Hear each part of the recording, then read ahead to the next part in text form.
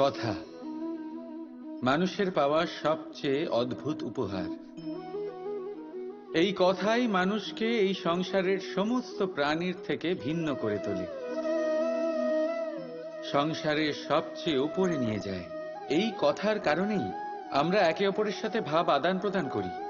আমি আমার মনের ভাবনা অন্য কাউকে ব্যক্ত করতে পারি, অন্য কেউ তাদের ভাবনা আমাকে ব্যক্ত করতে পারে। এই কথাই আমাদের সবচেয়ে বড় ঢাল। এবারে দেখুন, আপনি নিশ্চয়ই লক্ষ্য করেছেন, কারোর কথা মধুর হলে লোকে তাকে ভালোবাসে, তাকে নিজের বন্ধু বানায়। সেইভাবেই যদি কারোর কথা কঠোর হয়, তাহলে লোকে তাকে ঘৃণা করে, তাকে নিজের শত্রু মনে করে। এই কথাই ভাষা হয়ে আমাদের ইতিহাস রচনা করে। তবে আমরা কি সত্যি বাণীর বিষয়ে অতটাই ভাবি যতটা আমাদের ভাবা উচিত? ভেবে দেখুন, মানুষের কথা বলতে শিখতে কত সময় লাগে। কোনো বালক 1.5 বছর বয়সে কথা বলতে শেখে, কেউ 2 বছরে, কেউ 3। এবার দেখুন, মানুষ 1.5 বছর বয়সে কথা বলতে শিখে গেলেও তার কি বলা উচিত এটা সারা জীবনেও শিখতে পারে না। এর উপরে মনোনিবেশ করুন, এটা বোঝবার চেষ্টা করুন কি বলা উচিত। নিজের কথা শুদ্ধ করুন, নিজের কথা মধুর করুন, আর সেই মধুরতার সাথে আমার সঙ্গে বলুন, রাধা রাধা। সময়, কথায় বলে সময়ের পূর্বে কিছুই হয় না। প্রতিটা ঘটনার একটা সময় থাকে। সময়ের আগে না সূর্যোদয় হয় আর না সূর্যাস্ত হয়। সময়ের পূর্বে গাছে না ফুল ফোটে না ফল ধরে। কিন্তু একটা কথা ভেবে দেখুন, যদি বর্ষা আসার আগে কৃষক ভূমিকে না প্রস্তুত করে, বীজ রোপণ না করে, তাহলে কি ফসল ফলবে? যদি কোনো যোদ্ধা যুদ্ধের পূর্বে নিজের অস্ত্রের ধার না দেয়, তাহলে সে যুদ্ধ কি করে লড়বে? এর মানে এটাই হলো যে সময় আপনার যখন আসার তখন অবশ্যই আসবে, কিন্তু ততক্ষণ এটাও গুরুত্বপূর্ণ যে আপনি নিজেকে তার জন্য তৈরি রাখুন। কারণ এই সুযোগ, এই কথাটা শুনতে যত ছোট, এটা আসেও ততটা কম সময়ের জন্য, তারপর চলেও যায়। এবার যদি সুযোগ আপনার হাতে আসে আর আপনি তার জন্য তৈরি না থাকেন, তাহলে আপনি সাফল্য কি করে পাবেন? তাই আপনি সঠিক সময়ের জন্য অপেক্ষা করুন, সেই সুযোগের জন্য অপেক্ষা করুন, কিন্তু ততক্ষণ নিজের চেষ্টার দ্বারা নিজেকে আরো সক্ষম করে তুলুন, কারণ সাফল্য আপনার জন্য অপেক্ষা করছে। শুধু আপনি তার জন্য তৈরি থাকুন। রাধা রাধা। আমাদের মধ্যে বহু মানুষ মাঝে মাঝে নিজেকে অকর্মণ্য মনে করি, ভেবে নিই যে এত চেষ্টা করার পরেও কিছুই পেলাম না, আর হয়তো পরেও কিছুই পাবো না। আর সেই জন্য নিজের জীবনের সমস্ত বোঝা অন্য কারোর কাঁধে চাপিয়ে দিই, নিজের ওপরে বিশ্বাস হারিয়ে ফেলি। কেন বুঝতে পারেন না এই কথাটা? যে যতক্ষণ না পায়ে কোনো কাঁটা ফুটবে, ব্যক্তি কি করে বুঝতে পারবে যে এরপর থেকে নিচে তাকিয়ে চলতে হবে? সূর্যকে নিজে জ্বলতে হয় যাতে বাকিদের প্রকাশ দিতে পারে সে। রাতের অন্ধকারের সাথে লড়াই করার জন্য চন্দ্রিমাকে আকাশে একা উজ্জ্বল হতে হয়। নদী নিজের যাত্রা কি করে করে, নিজের পথ কি করে নির্মাণ করে? সে পাথরের সাথে লড়াই করে তা বানায়। যদি স্বয়ং আপনি নিজের সাহায্য করতে অক্ষম হন, তাহলে নিশ্চিতভাবে আপনার এই জীবন ব্যর্থ হয়ে যাবে। তাই মনে রাখবেন, এই সংসারে নিজের জীবনের ভার নিজের কাঁধেই বহন করতে হয়। অন্যের কাঁধের ওপর শুধুমাত্র পরলোক যাত্রা হয়। সেই জন্য এই সংসারে জীবিত সেই যে আত্মনির্ভর।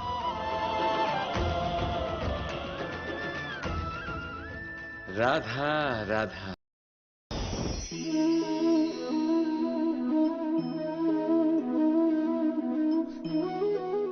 জল দেখতে পাচ্ছেন আপনি? এটা ঘোলা জল, এতে ময়লা মিশে আছে। কিন্তু যদি আপনি এটা কিছুক্ষণ এমনি ফেলে রাখেন, তাহলে দেখবেন এই ময়লা আপনা থেকেই নিচে থিতিয়ে পড়বে। কিন্তু এই পাত্রটা নাড়াতে থাকলে এমনটা হবে না। শান্ত ছেড়ে দেবেন, তবেই এই ময়লা নিজেই নিচে চলে যাবে।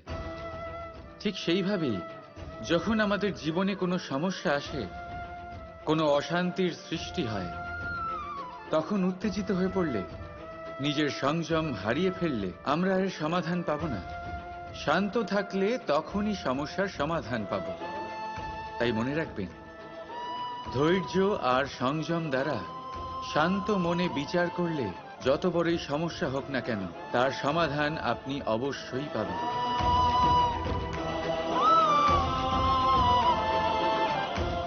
কারণ অশান্তির সমাধান শুধুমাত্র শান্তি। রাধা রাধা। নবরাত্রির শুভ সূচনা হয়ে গেছে, আর এই সময় অত্যন্ত শুভ, কারণ এই সময় জগৎ মাতার সাথে জড়িত। মা কত ছোট একটা শব্দ, কিন্তু যদি ভালোভাবে দেখেন তাহলে সমগ্র সংসার এই শব্দের মধ্যে লুকিয়ে। মা যে তার সন্তানের জন্য যথাসম্ভব চেষ্টা করে, সবকিছু করতে প্রস্তুত থাকে। মা যার সব থেকে বড় গুণ অটল থাকা। মনের মধ্যে না কোনো অসৎ উদ্দেশ্য, না কোনো ভেদাভেদ, না কোনো ছল চাতুরি। বড়ই সরল হয় এই মা। সন্তান যদিও বা মিছে মিছে কেঁদে ওঠে, মায়ের মনে হয় সন্তানের হয়তো সত্যিই খিদে পেয়েছে। মা জন্মদাত্রী হোক বা পালিকাই হোক, স্বর্গ, এই স্বর্গ আমরা মায়ের চরণের তলায় খুঁজে পাই। তাই এই মাকে আমাদের শত কোটি প্রণাম। রাধা রাধা। সহনশীলতা মায়ের দ্বিতীয় সব থেকে বড় গুণ। কথায় আছে যে পৃথিবীর থেকে বেশি সহ্য শক্তি আর কারণ নেই। তাকে কর্ষণ করার পরেও পৃথিবী আমাদের ফসল প্রদান করে, কিন্তু মা, এই মা পৃথিবীর থেকে কম কিছু সহনশীল নয়। একবার ভেবে দেখুন, 9 মাস অবধি সন্তানকে নিজের গর্ভে ধারণ করে। এই সহনশীলতা কি কোনো পুরুষ দেখাতে পারবে? এই সহনশীলতা কি কোনো পিতা দেখাতে পারবে? মহিলার মধ্যে যতই শক্তি থাকুক, সহনশীলতার পরিভাষা সে মা হওয়ার পরেই লাভ করে। নিজের অস্তিত্বকে ভুলে গিয়ে সন্তানের অস্তিত্ব তৈরি করে।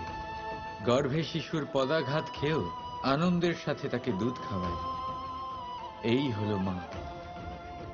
আর এই মা জননীকে আমাদের শত কোটি প্রণাম। রাধা রাধা। মায়ের আরেকটা সব থেকে মহান গুণ, পরিস্থিতির সাথে নিজেকে মানিয়ে নেওয়ার অদ্ভুত শক্তি। যেভাবে একজন মা নিজেকে মানিয়ে নিতে পারেন, আর কেউ তা পারে না। মা একটা বিশাল নদীর মতো, যার গতিবেগ অপরিসীম, কিন্তু অহংকার একটুও নেই। যেভাবে একটা নদী পথের অনুকূলে প্রবাহিত হয়, সেভাবে একজন মা নিজের সন্তানের স্নেহে ঢলে পড়ে, পরিস্থিতি যাই হোক না কেন। সন্তানের ঘুমানোর সময়ের সাথে নিজের ঘুমানো, সন্তানের জাগার সময়ের সাথে নিজের জেগে ওঠা, সন্তানের পছন্দ মতো খাবার সে নিজের পছন্দের খাবার বানিয়ে নেয়। এটা মায়ের আঁচলই বটে, যা রোদে ছায়া হয়ে আসে, যা শীতে কম্বলের কাজ করে। মা মা এমন হয় যে সন্তানের যাতে ঘুম না ভাঙে, সেই জন্য সে এক পাশ হয়ে ঘুমানোর অভ্যেস করে নেয়। আর পরিস্থিতির সাথে শুধুমাত্র সেই মানিয়ে নিতে পারে যে সন্তানকে প্রকৃত ভালোবাসে। এই মাকে আমার শত কোটি প্রণাম। রাধা রাধা। মায়ের আরো দুটো মহান গুণ। সাহস আর সম্বল। সাহস এটা যে সে তার সন্তানের জন্য সব কিছু করতে পারে, আর সম্বল যে সে তার সন্তানকে কখনো ভেঙে পড়তে দেবে না। একবার ভেবে দেখুন, যখনই আপনি আহত হন, চিৎকারের আগে মায়ের নাম কেন আসে?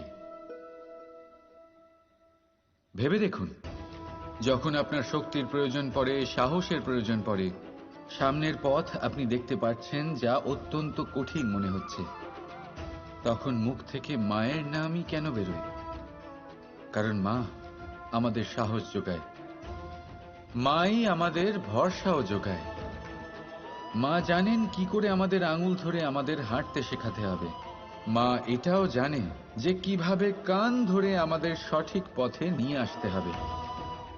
এই রকম সাহসী মায়েদের আমার শত কোটি প্রণাম। রাধা রাধা। আজ আপনাকে একটা গল্প শোনাচ্ছি। একদিন এক ব্যক্তি নিজের দ্বারে লিখে দিলেন, আজ আমি ভীষণ দুঃখী, আজ আমার সাথে কেউ দেখা করতে আসবেন না। কিছুক্ষণ পরে তার এক বন্ধু এলো, সে সেই লেখা পড়ল, তাও গিয়ে তার সাথে দেখা করল। সে বলল, আমি লেখাপড়া জানি না, কিন্তু আমার বন্ধুর মনের এই বেদনা, এটা আমাকে সবসময় ডাক দেয়। এরাই হলো আসল বন্ধু। কোনো কারণে আপনি যদি দুঃখ পান, কোনো সমস্যার সমাধান না বের করতে পারেন, এই সংসার থেকে আলাদা হয়ে যেতে চান, তাও এই বন্ধু আপনার সাথেই থাকবে। সমস্যার সমাধান না দিতে পারলেও আপনার সম্বল হয়ে অবশ্যই থাকবে। হয়তো আপনার দুঃখ কম করতে পারবে না, কিন্তু আশার আলো অবশ্যই দেখাবে। যখন আপনি সংসারের থেকে আলাদা হয়ে যান, তখনও আপনার সাথে যুক্ত থাকে আপনার এই বন্ধু, আসল বন্ধু। এবারে আমরা মানুষেরা বড়ই বিচিত্র। তারা সব সময় যে কোনো জিনিসের মাহাত্ম্য দুবার বুঝতে পারে। এক, তা পাওয়ার আগে। দুই, তা হারাবার পরে। এবারে ঠিক এরকমই আমাদের বন্ধুরাও হয়। যদি আজ আপনার বন্ধুরা আপনার সাথে থাকে, তাদের প্রতি কৃতজ্ঞ থাকুন, তাদের প্রসন্ন রাখুন, তাদের মাহাত্ম্য বুঝুন। কারণ একবার আপনি এদের হারালে, অনুতাপ করলেও আর এদের ফেরত পাবেন না। তাই ভালোবাসুন, বন্ধুত্ব বজায় রাখুন, আর আমার সাথে প্রসন্ন হয়ে বলুন, রাধা রাধা। থেকে যায় শুধুমাত্র স্মৃতি, শুধুমাত্র স্মৃতি। এই সময় এটা কখনো থামে না। স্মৃতি মিষ্টি হবে না তিক্ত, এটা কার উপরে নির্ভরশীল? আপনার কর্মফলের সিদ্ধান্তের উপর। যদি আপনি এই জীবনটাকে বুঝতে চান, নিজের ভুলের থেকে কিছু শিখতে চান, তাহলে পিছনে তাকান। আপনার বিগত জীবনের থেকে বড় শিক্ষক এই সংসারে আপনি আর কাউকে পাবেন না। যদি জীবনে বাঁচতে চান, তবে সামনে তাকান। সমস্ত সম্ভাবনা, সমস্ত সুযোগ ওখানেই আছে। যদি নিজেকে শুধরোতে চান, নিজের ভুল সংশোধন করতে চান, মহৎ কিছু করতে চান, তাহলে আগামী সময়ের থেকে ভালো স্থান আর কোথাও পাবেন না। তাই মনে রাখবেন, আপনি যতই চেষ্টা করুন যাতে আপনার দ্বারা কোনো ভুল না হয়, আপনার কোনো না কোনো ভুল অবশ্যই হবে। সেরকম হলে সেই ভুলের জন্য অনুশোচনা অবশ্যই করুন, তার থেকে শিক্ষাও নিন। কিন্তু সেই ভুল সংশোধন করতে কখনো ভুলবেন না। আপনার অতীতের কোনো ভুল ভবিষ্যতের একটা সুন্দর ফুলও হতে পারে। রাধা রাধা। আমরা সবাই কিছু না কিছু পড়েছি, কিছু না কিছু শিখেছি, কিন্তু এটা শুধুমাত্র জ্ঞানের প্রারম্ভ। আমাদের চেতনা কোথা থেকে জাগ্রত হয়, এটা জানা সত্ত্বেও আমরা বুঝতে পারি না। তাহলে আসুন আমরা আরো একবার শিখে নিই জ্ঞানের আকার। ব্যঞ্জন বর্ণ শুরু হয় ক দিয়ে। ক ক দিয়ে কোকিল, এটা পড়তে পড়তে আমরা শব্দ রচনা করতে শিখি, আর তারপর বাকি সব কিছু। কিন্তু আপনি কি কখনো ভেবে দেখেছেন যে এটা ক দিয়েই কেন শুরু হয়, অন্য কোনো অক্ষর দিয়ে নয় কেন? কারণ এই ক থেকেই উৎপত্তি হয় করুণার। করুণা যা সব থেকে গুরুত্বপূর্ণ অনুভূতি। এই করুণার জন্যই আপনি যে কোনো মানুষ বা যে কোনো জীবের মনের ভাব, তার সমস্যা, তার কষ্ট বুঝতে পারবেন। এই করুণাই প্রেমকে জন্ম দেয়।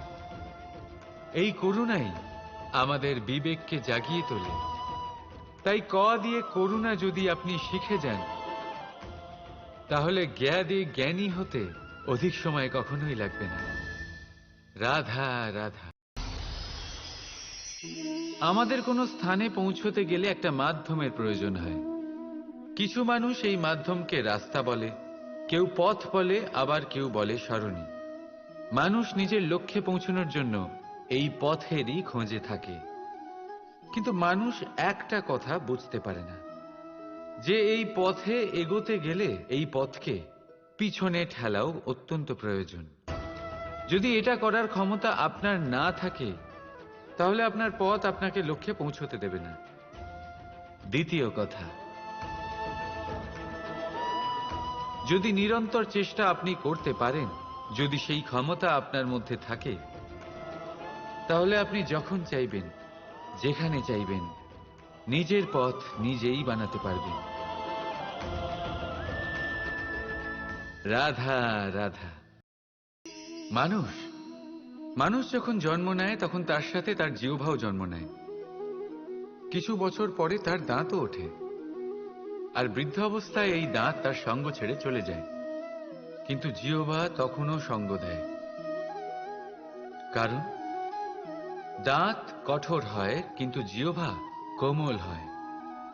ঠিক সেরকমই আপনি আপনার অস্তিত্ব বেশি সময় অবধি অক্ষুণ্ণ রাখতে চাইলে আপনাকে জিহ্বার মতো কোমল আর নমনীয় হতে হবে, যাতে যেমনই পরিস্থিতি আপনার সম্মুখে আসুক, চড়াই আসুক বা উতরাই, দুঃখ আসুক অথবা সুখ, ক্ষতি হোক বা লাভই হোক, আপনার অস্তিত্ব যেন না ক্ষুণ্ণ হয়। কঠোর হওয়ার ফলে আপনার ভেঙে পড়ার সম্ভাবনা অনেক বেড়ে যায়। সমস্যা যেমনই হোক, দুঃখ আসুক অথবা সুখ, কোমলতার সাথে, সাহসের সাথে তার সম্মুখীন হন। রাধা রাধা। আমাদের সব থেকে ভালো লাগে বিজয়, সব থেকে অপ্রিয় হলো পরাজয়। কিন্তু আপনাকে একটা কথা বলে দিই, হার নামক কোনো পরিণাম হয়ই না। যাই পরীক্ষা থাকুক না কেন, হয় সেটা জয়তে পরিবর্তিত হয়, নয় সেটা আমাদের কোনো শিক্ষা দিয়ে যায়। তাই কোনো কিছু নতুন শুরু করার আগে কখনো সংকোচ করবেন না। হয় জয় আপনাকে বিজয়ীর মালা পরাবে, নয়তো এই হার আপনাকে অমূল্য কিছু শিখিয়ে যাবে। রাধা রাধা। মন্থন। আমরা সবাই এটাই জানি যে অমৃত পাওয়ার জন্য সমুদ্র মন্থন করা হয়েছিল, কিন্তু এর পিছনে যে মহান উদ্দেশ্য ছিল তা বেশিরভাগ লোকই বোঝে না। আজ সেই মহান উদ্দেশ্য আমি আপনাদের বুঝিয়ে বলছি। আমাদের জীবনে এই অমৃত লাভ করার জন্য পথপ্রদর্শক হয় মন্থন। তারপরে আমরা করি প্রতিজ্ঞা, তারপর নিই প্রস্তুতি, যেটা দেবতারা আর অসুরেরা একসাথে করেছিলেন। তারপর আমরা করি চেষ্টা। বাসুকীর মুখ থেকে বিশ্বশ্বাস নির্গত হওয়া, এটা প্রারম্ভিক বাধা হয়ে দাঁড়িয়েছিল। তবুও আমাদের লক্ষ্য দৃঢ় ছিল। যদিও সমুদ্র মন্থন থেকে ফলাফল উঠে এলো, আমরা ভয় পাইনি, আমরা সেটার মোকাবিলা করলাম। ঠিক সেই পথেই যখন আমরা অনেক অমূল্য রত্ন পেলাম, নক্ষত্র পেলাম, সেটার প্রতি আকর্ষিত না হয়ে অমৃত লাভ করার পরেই আমরা শান্ত হলাম। এইভাবে যদি আপনি নিজের জীবনে প্রতিজ্ঞা, প্রস্তুতি, চেষ্টা, দৃঢ় নিশ্চয়, অটল থাকা আর আকর্ষণ থেকে বিরত থাকেন, যদি এইসব গুণ আপনার ভেতরে একত্রিত করে নেন, তাহলে আপনিও আপনার জীবনের অমৃত অবশ্যই লাভ করবেন। রাধা রাধা।